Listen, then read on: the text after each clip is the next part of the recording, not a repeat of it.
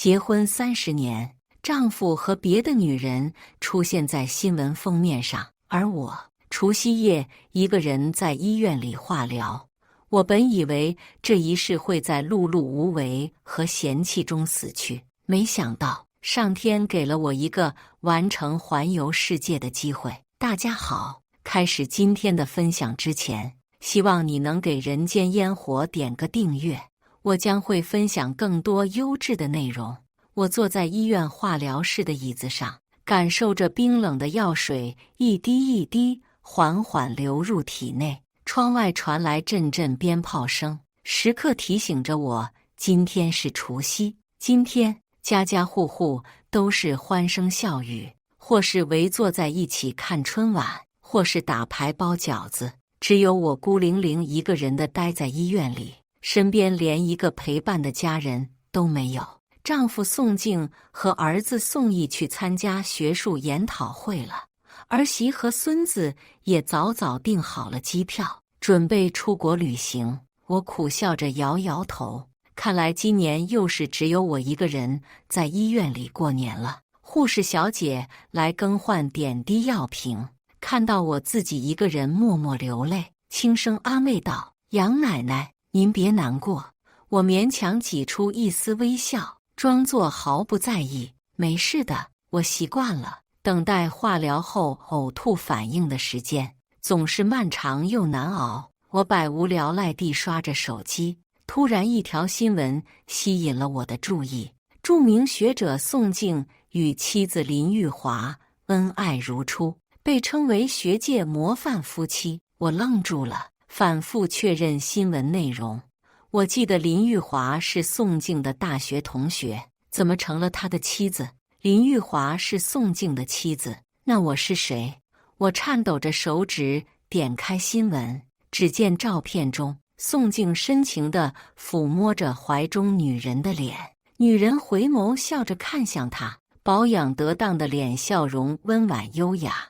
女人看起来至少比我年轻10几岁，可她的年龄却和我差不多大。照片下方的文字写着：宋静教授与夫人林玉华女士。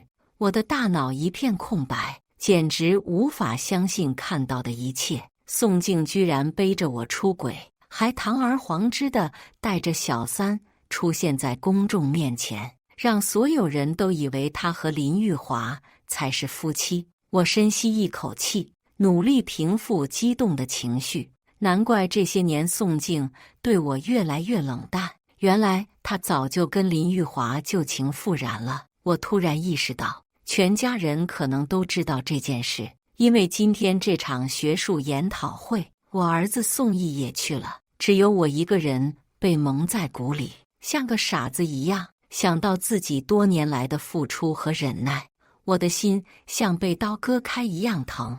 我强忍着泪水，不想在护士面前失态。护士却敏锐地察觉到，拉了我的不对劲：“杨奶奶，您没事吧？”脸色很难看，是化疗反应开始了吗？我勉强笑了笑，说自己没事，让他先出去。其实我的内心早已经翻江倒海，五味杂陈。我想要自己一个人静一静。我拿出手机，颤抖着手指截图，保存了那条热搜。我决定等宋静回来后，和她当面对质。不管等待我的是怎样的结果，我都要一个解释。30年的婚姻，我伺候她的饮食起居，她只东我不敢往西，为她生儿育女，给她的父母养老送终。难道我这几十年的付出，在她眼中都比不上几十年前旧情人的回眸一笑吗？化疗反应很大，很难受，每次都恨不能把5脏6腑吐出来。宋静推门进来的时候，我刚从卫生间里吐完出来，这已经是今天第13次呕吐了。我整个人脚步虚浮，眼前的一切仿佛都在晃。他伸手想要扶住我，却被我一把甩开。他微微一愣，不满地皱眉责问：“你又耍什么脾气？”我挪到床边，深吸一口气，将手机递到他面前。这是什么意思？我努力控制着颤抖的声音，他扫了一眼屏幕，神色如常。哦，这个，他轻描淡写地说，学术研究需要。我不敢相信自己的耳朵，承认林玉华是他妻子，也是学术研究需要。什么学术研究还需要换个妻子的？他不耐烦地往旁边没人的床上一躺。你一个高中都没毕业的人，懂什么？玉华现在和我一样，都是知名学者，我们一起合作很正常。这跟他是不是你妻子有关系吗？我不死心地追问。他冷笑一声，这样更有利于学术交流。你知道这些年和你在一起，我有多委屈吗？他突然爆发，吼声中充满了不屑。你除了柴米油盐，还懂什么？玉华才是真正懂我的人，他的每一句话都像刀子一样刺进我心里。他丝毫不在意我的感受，继续埋怨我。只有和他在一起，我才能找回学术热情。你呢？除了拖累我，还能做什么？我站在原地，浑身发抖。几句牵强的理由和埋怨，竟然就能将我30年的付出轻轻松松掩盖过去。他的不在乎和无所谓，让我有些恍惚。我初见他时，他还是个意气风发的青年，而我不过是个懵懂无知的小姑娘。他下乡的时候意外落水，我恰巧路过，跳进冰凉的河水中，救起快要沉底的他。本以为是缘分的美妙邂逅，没想到在他眼中成了禁锢他人生的枷锁。我望着他熟悉又陌生的面孔，心如死灰。曾经深爱的人，如今却说出如此伤人的话。我突然意识到，这段婚姻早已名存实亡，只有我还一直蒙在鼓里，傻傻的付出。宋静还在喋喋不休，数落着我的种种不是，我却已经听不进去了。我握紧拳头，强忍着泪水。不，我不能再这样下去了，我要为自己活一次。就在这时，病房门被推开，我和宋静同时转头看向门口，门外传来儿子宋毅的声音：“爸妈，我回来了。”我和宋静对视一眼，都看到了对方眼中的惊慌。儿子不知道发生了什么，兴高采烈地推门而入：“爸妈，我有个好消息要告诉你们。”他的笑容在看到我们僵硬的表情后凝固在脸上。“怎么了？你们吵架了？”我张了张嘴，不知该如何开口。宋静抢先一步说道：“没什么，你妈又在无理取闹。”我不可置信地看着他，心里的最后一丝希望也破灭了。又是我在无理取闹了。儿子困惑地看看我，又看看他爸，不由分说地站在了他爸那边。“妈，你怎么又惹爸生气？”他爸在他眼中永远是对的，而我这个母亲永远都是错的。我深吸一口气，决定当着儿子的面和宋静说明白。手机却突然响了起来，是主治医生的电话。我接通电话的时候，虚弱的手指都在颤抖，不小心触碰到免提键。电话那头传来的话语让我的脸色越来越苍白：“您的白血病病情加重，急需骨髓移植。我记得您有个儿子，如果配型成功，回忆如潮水般涌来，将我带回30多年前的那个冬天。那时的我才刚上高中，懵懂无知。宋静那时候正在上大学，来到我家这边山沟沟里下乡。他一个城里长大的公子哥，哪里知道结了冰的活水河面并不结实，分配的粮食不够，他就去河上钓鱼，一不小心掉了下去。我正巧路过，见有人落水，想都没想就跳下去救他。冰冷的湖水刺骨，我拼了命将他拖上岸，自己却因此落下病根，终身不孕。宋静得知后愧疚万分，他主动提出要对我负责，要娶我。我父母又是传统古板的人，他们认为女孩子家读书无用，不如早早嫁人，更不用说对方还是城里人，愿意娶我这个不完整的姑娘，已经是我天大的福气了。就这样，我还没上完高中，就稀里糊涂嫁给了宋静。我想着宋静知道我不能生还，愿意娶我，一定是个负责任、有担当的男人。对于生在那个年代的我来说，能嫁给城里来的知识分子是个不错的归宿。我天真的以为嫁给他就是往后余生幸福的开始，可婚后的生活却没有我想象中的甜蜜。负责不代表他会对我好言相待，更不代表会呵护我、爱护我。他一直都看不起我这个乡下姑娘，生活中对我冷若冰霜，常常无故发火。他会嫌弃我给他倒的水太烫，也会嫌弃我给他倒的水太凉，会责骂我给他盛太多饭，是要撑死他，也会责骂我给他盛的饭太少，不会照顾人。我委屈的想要逃离，却被家人劝阻。他们总是说忍一忍就过去了，谁还不是这么过来的？于是我咬牙坚持，更加努力经营着我们的婚姻，每天变着花样做饭哄他开心，更加精致的打理家务，让他专心学术研究，没有后顾之忧。下乡结束返程后，宋静想继续深造，我也全力支持。我白天上班，晚上干零活，省吃俭用供他读书，照顾他的起居。我多年辛苦付出，宋静终于如愿以偿地成为了知名学者。我以为我终于要熬出头了，可我付出的一切在宋静眼中都成了我对她的绑架。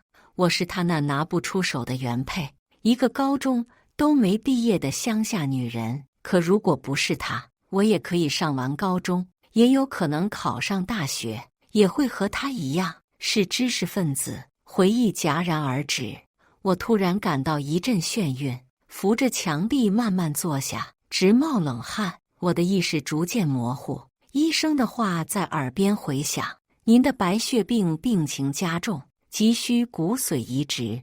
我苦笑着闭上眼睛，可是我儿子并不是我亲生的呀。我缓缓睁开眼睛，病房里一片寂静。我想要摘下氧气面罩，因为它捂得我难受，手去怎么也抬不起来。我想喊人来帮忙，可身边一个人都没有，又是我一个人。我在枕头上来回磨蹭，总算是弄掉了面罩。当新鲜空气进入我肺部的一刹那，我却只感觉到了窒息。警报滴滴响起，病房的门这才人从外面推开。儿子脸上写满了焦急，他握住我的手：“妈，你怎么样了？”我勉强张开嘴，说出一串气音：“还好，别担心。”儿子想说什么，嘴张开又闭上，目光闪烁，欲言又止。但我先出了声，对着正大步走进病房的宋静冷声问道：“你怎么来了？”我见到宋静气的血压飙升，仪器发出滴滴的警报声。儿子站起身，神色复杂地看着我们：“妈，其实爸爸一直很关心你。”我惊讶地看向儿子：“他也瞎了吗？”儿子深吸一口气：“您误会爸爸了，他对林阿姨只是学术上的欣赏，您不该因为嫉妒就诋毁林阿姨和爸爸。”我难以置信地瞪大眼睛：“你？”儿子看了眼他爸，接收到他鼓励的眼神，继续说道：“他们一直因为您而克制彼此的情感，这么多年，他们已经很委屈了。”我感到一阵晕眩，胸口剧烈起伏。这是从我一把屎一把尿带大的儿子嘴里说出来的话吗？他怎么敢？你知道多久了？我艰难地发出声音。儿子低下头，不敢看我的眼睛。很久了，但这不重要，重要的是您不该胡闹。林阿姨在学界很有影响力，她能帮到我们。我心如刀割，眼泪不受控制地流下。所以你们一直在一起骗我。宋静叹了口气，一副大人有大量，不想跟小女子计较的表情。淑珍，你太小气了。都说了我和玉华只是纯洁的学术关系，你非要把事情搞得这么难看。我握紧拳头，泪水模糊了视野。我浑身止不住的颤抖。难看？你背着我和他勾搭成奸就不难看？儿子却不理解我的难过，打断我：妈，您别再无理取闹了。爸爸和林阿姨的关系对我们都有好处。我闭上眼睛，滚烫的泪水夺眶而出。曾经的温暖回忆，此刻只剩苦涩。我以为至少我还有儿子，没想到儿子也是给别人养的。我深吸一口气，缓缓开口：我要离婚。我的话音刚落，病房里瞬间陷入一片死寂。宋静和宋毅脸上的表情由惊愕转为愤怒。你说什么？宋静厉声质问。我深吸一口气，重复道：我要离婚。儿子猛地站起身，怒视着我：妈，你疯了吗？都多大岁数了，这种话你也说得出口？宋静冷笑一声，拽下了我手上的点滴针头。杨淑珍，你又不像玉华一样是博士，离了我你能干什么？手背上的埋线针被扯了出来，鲜血顺着我的手指滴落到雪白的床单上，红得煞人，痛彻心扉。儿子瞥了一眼我的手，继续和他父亲一起数落我：妈，爸爸是知名教授，需要林阿姨那样优秀的人陪他出入重要场合。你现在离婚，林阿姨会被世人的唾沫星子淹死的。我的丈夫、儿子，他们心里眼里只有林玉华，只有他们自己的利益，根本没有一个人在乎。在这件事里，身为受害者的我到底是什么感受？他们一直都是这样，我才意识到这么多年，一直是我自己在骗自己，一直是我自己在哄自己。他们只是牢骚多了一点，他们心里是有我的，他们只是男人，男人都不善于表达，但真的遇到事情，我才彻底意识到，和我30年风雨同舟的丈夫，我一把屎一把尿拉扯大的儿子，他们没有一个人在乎我。我扶着床沿，一点点挪了下来，可是我的双腿无力，差点跪在两人面前，最后一点可怜的尊严支撑着我站住了身体。我踉跄着往外走。妈，宋毅刚想拦我，就被宋静拉住了手臂。他想走，就让他走，我倒要看看他离了我能活几天。我跌跌撞撞地离开医院，冷风很快吹透了我单薄的病号服。不远处，商场大屏幕上循环播放着全球各地的景色。我想起救起宋静前的豪言壮志，等有一天我考上大学，有了一份体面的工作，一定要去环游祖国的大好河山。可惜婚后我就被柴米油盐困住了，我倒下了，倒在了一家小诊所门口。我能感受到身体撞击地面的痛感，但我没有力气爬起来了。昏迷前，我看到了一张熟悉又陌生的脸，好像在哪里见过，又好像是初次相识。杨淑珍，喂，醒醒！手边温热的触感让我猛地睁开了眼。从来没有人守候在我的床边，等我清醒。陌生的感觉，陌生的地方，陌生的人，都让我有些心神不宁。直到床边的人抬起头，揉着惺忪的睡眼看向我：淑珍妹子，有没有哪里不舒服？我怔怔地看向那人，竟然是儿时的邻居李庆华。他身上穿着白大褂，胸口印着庆华诊所的字样。我有些庆幸自己的运气真是好，这样都能遇到老熟人。当年我嫁给宋静后，就搬去了城里。那时情况紧张，城里距离我家的山沟沟又很远。再回到娘家，已经是1年后。李庆华一家早已搬走。听村里人说，李庆华考上了外地的大学，好像还是学医的。那个时候，村里能考出一个大学生，可是莫大的荣耀。李家在村里大办宴席，没想到乐极生悲，李庆华的父亲喝多了，摔进了粪坑，淹死了。喜事变丧事，李庆华为了不让老母亲触景生情，带着他一起去外地上大学了。时隔30年再见面，我和他同陌生人没有什么区别，可偏偏就是这样一个陌生人，在我儿子和丈夫都不管我的时候，默默守候在我床边，等我醒来。我的泪水大颗大颗地往下掉，好像这么多年的委屈都找到了宣泄处。庆华哥，能在生命的最后几天见到你真好。李庆华见我哭了，也没忍住落下眼泪，他一点都没有感到意外，想必是已经看到了我手腕上的病号腕带，那抹刺目的红足以说明一切。李庆华轻轻拍着我的肩膀，眼中满是疼惜。淑珍妹子，你别这么说，啥叫最后几天？有我在呢。他的声音带着不容置疑的坚定，让我心头一暖。我哽咽着，把这些年的遭遇一股脑地道了出来。李庆华静静地听着，拳头越攥越紧，脸色也越发阴沉。宋静和你儿子咋能干出这种事儿？他们良心都被狗吃了。我苦笑着摇头。庆华哥，现在说这些也没啥用了。我的病，我自己心里有数。提到病，我又一阵绝望。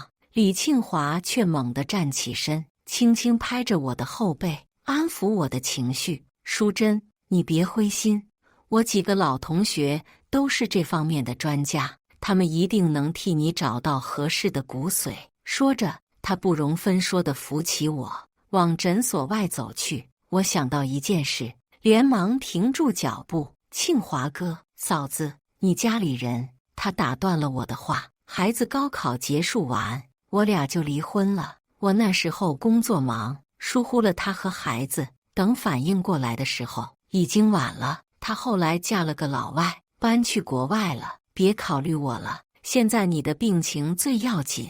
到了首都的医院，李庆华忙前忙后的帮我挂号、找医生。看着他的背影，我心中五味杂陈。检查结果出来后，情况却并不乐观，但李庆华没有放弃，他四处联系专家，寻找治疗方案。在这个过程中，宋静和宋毅连一个电话都没打来，仿佛我这个人已经彻底从他们的世界里消失了。只有李庆华始终陪在我身边，不计较得失的为我付巨额医疗费，这让我很不好意思。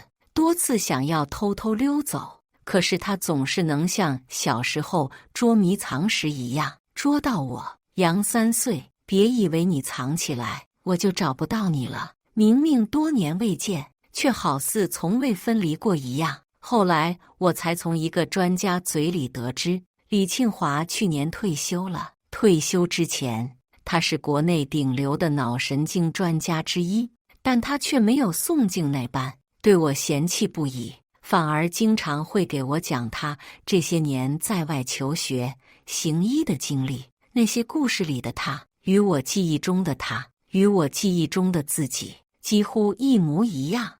我也曾有机会拥有这样的生活，每每思及此，看到镜中头发已经彻底掉完、面色焦黄、满脸褶子的自己，我都会落下泪来。有一天，他坐在床边，看着我认真地说：“淑珍，等你病好了，咱们一起去环游世界，把你年轻时的梦想实现。”我眼眶湿润，摇了摇头。我怎么还敢奢求更多？现在都是欠他的，还都还不上。但我不想扫他的兴，我可没吹过要环游世界的牛皮。我说的是环游中国，尽管心里知道希望渺茫。但那一刻，我愿意相信有奇迹。可是日子一天天过去，我的病情依旧反复，整个人越来越枯槁。李庆华却从未有过一丝懈怠，他变招法的给我做好吃的，鼓励我与病魔抗争。我本来觉得都到这个岁数了，死了就死了吧，横竖在死之前，也算是被人珍惜过了。可世事总不能如人所愿。随着病情加重，我已经瘦骨嶙峋，虚弱到手都抬不起来了。李庆华刚摆好饭菜，准备用勺子喂我吃饭，病房门被人从外面踹开了，宋静气势汹汹地走了进来，身后跟着哭哭啼啼的林玉华和搀扶着林玉华的宋义。我还以为你这么有本事呢，都能自己来首都治病了，没想到是傍上了外面的野男人，家里的儿子、孙子都不管了是吧？宋静的声音很大，引来走廊里的人都围在我们门口看好戏。众人窃窃私语：这娘们行啊，都一把年纪了，还能让俩老头抢她，切，怕不是和外面的野老头私奔，被家里的抓了吧？李庆华没有理会宋静，继续喂我吃饭。我了解宋静的脾气，她不会只是来发疯的。我也不想李庆华被牵扯进这些污糟事里，更不想他一辈子清誉被毁。本想让李庆华先走，宋静却先一步开了口：你们真是不知廉耻，当着我的面还敢这样！杨淑珍，你长本事了呀！说着挥拳朝着李庆华而来。李庆华稳稳握住了宋静的手，转头问我：你如果不喜欢他们在这里，我可以让医院的人撵走他们。我犹豫着没有开口。宋静这人不达目的不罢休，他还没说这次来的目的，就算撵走也还会再来的。宋静，你到底来干什么？宋静甩开李庆华的手，没好气道：我来干什么？你不知道吗？网上铺天盖地都是你和这男的新闻。儿子宋义把他的手机扔到了我面前，表情和他父亲一样愤慨。新闻标题上赫然写着：执子之手，与子偕老，丈夫对白血病妻子不离不弃。图片是前几天李庆华背着我去楼下做检查的背影。我苦笑一声，一时不知道该说什么好。这算不算是报应？也让宋静体会了一把我看到他和林玉华新闻时的感受。我把他对我说的话奉还回去：你一个从不照顾病重妻子的人，懂什么？他能照顾我，能给我治病，你呢？除了责备我，你还会干什么？你知道这30年我有多委屈吗？宋静愣住了，她久久没有言语，她的眼中满是不敢置信。也许是不敢相信一辈子唯唯诺诺的妻子竟然也会有抛弃他的一天，也许是不敢相信我离了他依旧有人珍惜。林玉华在一旁哭得梨花带雨，她抽噎着说：淑珍姐，我们知道错了，你就原谅静哥哥这一回吧。这些年你辛辛苦苦替我把宋义养大，我很感激你。周围全都是倒吸一口凉气的声音。我不敢置信地看着林玉华，他在说什么？你不是说宋义是你从孤儿院领养的吗？我看向宋静，想从他脸上得到答案。看到宋静突然心虚的表情，一瞬间我什么都明白了。宋义是你和林玉华的孩子，对吗？我冷冷地看向林玉华，这个曾经在我眼中优雅温婉的女人，如今即使狼狈，也依旧楚楚可怜，惹人怜惜。但我只觉得现在呼吸都有些困难了。他们怎么敢？宋义赶紧上前：妈，你快跟我们回去吧，咱们一家人好好过日子，别跟这个外人在一起了。外人？我心中怒火更盛。他们现在想起我是一家人了。当初把我一个人扔在医院的时候，他们一家3口光鲜亮丽地出现在聚光灯下的时候，怎么不想想谁才是外人？现在要我这个替别人养了30年孩子的冤大头回去伺候他们一家3口吗？他们还真是一点脸都不要了。李庆华挡在我身前，眼神坚定地看着宋静他们：滚出去！淑珍这些年受的苦，你们加起来都比不上。现在她需要安心养病，你们别再来打扰她了。宋静脸上一阵白一阵红：你算什么东西？我们的家事轮得到你插手？我挣扎着想要坐起来，李庆华赶忙扶住我。我看着眼前这场闹剧，对曾经的丈夫儿子再没有了一点不舍，反而在生命的最后关头，想要争一口气，想要好好活下去，活出来个样子给他们看。我从来不比谁差，宋静，你别忘了，是你先不要我的。既然这30年你眼里只有林玉华和你们的儿子，那你就跟他过去，我们离婚吧，我成全你。庆华哥，把他们撵出去。李庆华见我已经做了决定，直接摁下呼叫铃，直到呼叫铃里传来护士的应声：“好的，李院士。”警察已经上去了。宋静这才如梦初醒，指着李庆华，嘴唇颤抖：“你是李庆华院士？”就连他身后的林玉华也不敢置信地看着李庆华，嘴里嘟嘟囔囔：“怎么可能？他那么低贱的人，怎么可能认识院士？完了，全都完了！”我完全不知道他在说什么，直到他们被警察带走，李庆华才重新拿起碗筷，一边给我喂饭，一边解释道：“你给我说过之后，我就去看了他们的学术作品，发现他们学术作假，没有提前争取你的同意。很抱歉。”我突然很想哭，也很想笑，心情一时间有些复杂，也有些感动。